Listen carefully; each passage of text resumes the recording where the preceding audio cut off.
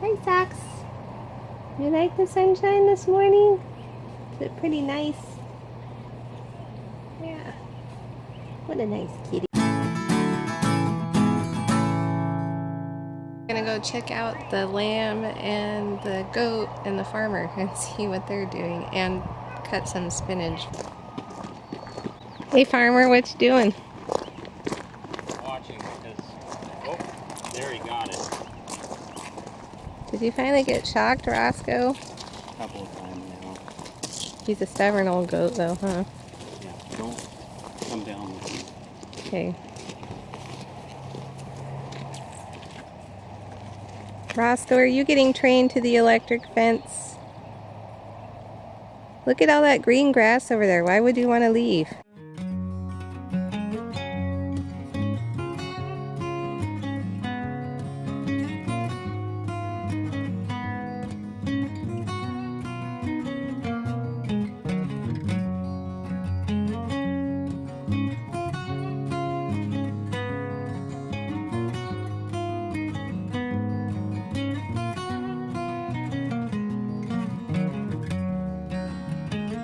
Good morning. So we spent a little time this morning setting up an electric fence here for our goat and our sheep. This is the first time we've put them out with an electric fence, so we're training them, and it's quite entertaining to watch. A couple of times here the sheep has gotten shocked and the goat has gotten shocked, and they've gotten out a couple of times as well and had us chasing them. So far it's been entertaining. We're just kind of hanging out watching to make sure they don't escape again, because we had them escape and run out into the road, so that was kind of a problem. But we got them back in, and I think our trick is going to be training the goat. Roscoe there is he's a little more interested in venturing out than the sheep is, and he's smaller, so he can go right through that 2 wires there. I might need to expand to 3 wires at some point. But we also don't want to leave him out here for too long, because there's a lot of green grass out here, as you can see. It's pretty thick and abundant, and they've been living over here in this other pasture, which, as you can see from that view, they have it pretty well clipped down, and so there's not the abundance of green grass that they're in now. So we're going to keep an eye on them, maybe only put them out here for a couple hours a day for a while until they get acclimated to the abundance of greenery. We'll hope that they learn this electric fence concept and we can move it around the yard, and they'll be my lawnmower. Instead of me down here weed eating and trying to clean all this up, we can let the animals do it for us.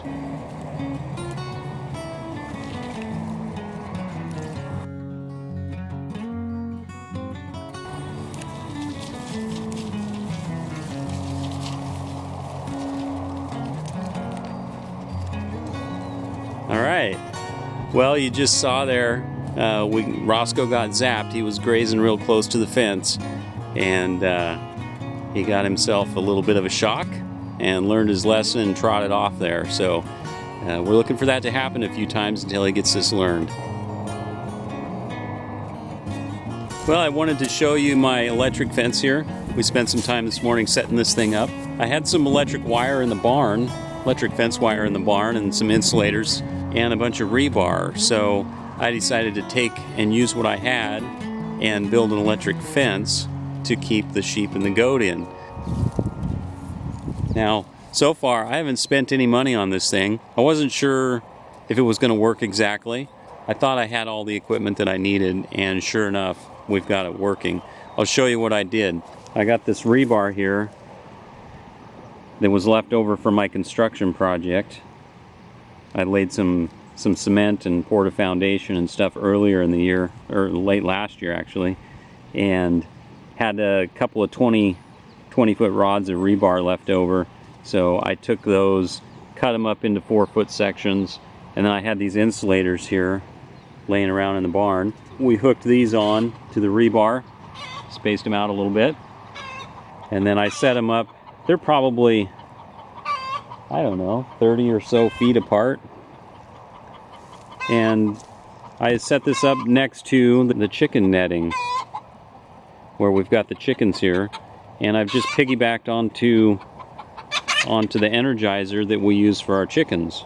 Now I kind of had a feeling that this energizer would be plenty strong enough to handle a little more wire, and I'm not fencing off a big spot. So I have the chicken poultry netting here set up, and I set up my electric fence for the goat and the sheep right next to it. All I did was run a wire from my electric fence on up to the energizer. So I connected to the insulator, just brought it around and connected it, just piggybacked right onto the hot side of the energizer. Now I've got the goat and sheep fence here hooked into the same connection with the poultry netting. And of course the energizer is already ground for the poultry netting, so I don't have to worry about grounding. So it's all set up. Once I got this set up myself, I actually tested it myself and touched it, and it zaps. And then I put the goat and the sheep in there, and they've gotten zapped a couple of times. So looks like we have a successful little project here this morning. And the great thing about it is I'm gonna get all this grass cleaned up. Eventually I'd like to expand my garden space here. The other good thing is I can follow behind the goat and the sheep with the chickens, and the chickens can do some cleanup after the goat and the sheep clean up all the grass and mow it down for me. Then I can follow up behind with the chickens and let them do the rest, and they'll get it all down to mud and dirt, and then we'll be ready to garden in the area. I've spent the last couple of years fighting blackberries, mowing, and watching as we go through the spring. The grass just grows like crazy. I need a way to take care of this without me spending a bunch of time and labor on it. You can see the chickens have done a really good job of cleaning up.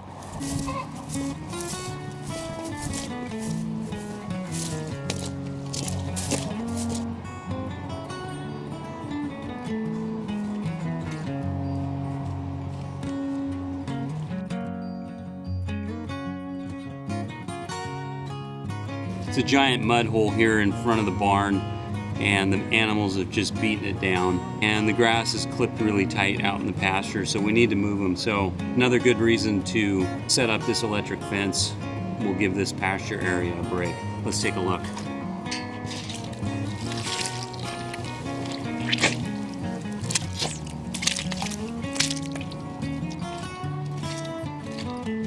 We have the goats and the sheep in here.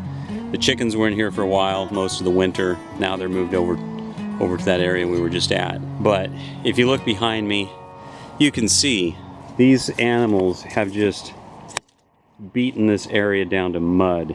And it's awful. It goes up to my ankles when I step in it. And so we need to give this ground a rest. The animals need a fresh, clean place to live and to eat. And so that's the other critical thing about setting up this electric fence. It's been on my mind for a while, is that the animals kind of need a place to be that they can get some good clean grass. Uh-oh, looks like we've got some escapees over here. They busted out of the fence and they're headed up to the barn. So I'm gonna have to go and deal with these guys.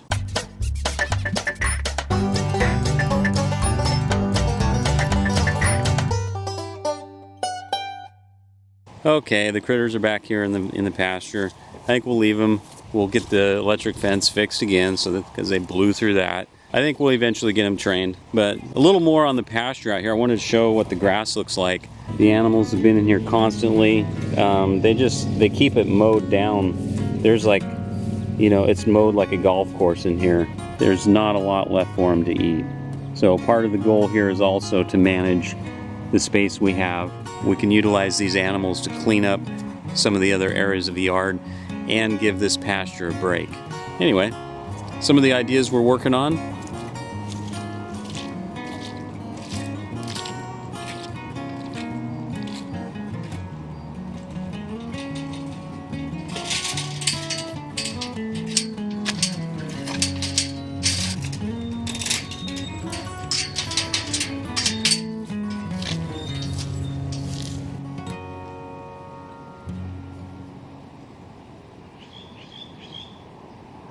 It's time to cut the spinach for salad. Look at that stuff. That's crazy. It's the size of my hand.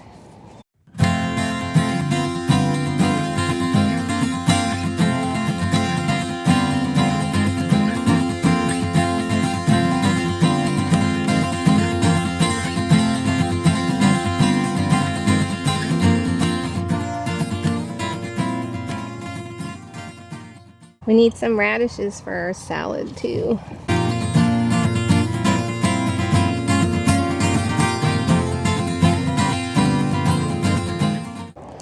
I think that should do it, and maybe some green onions.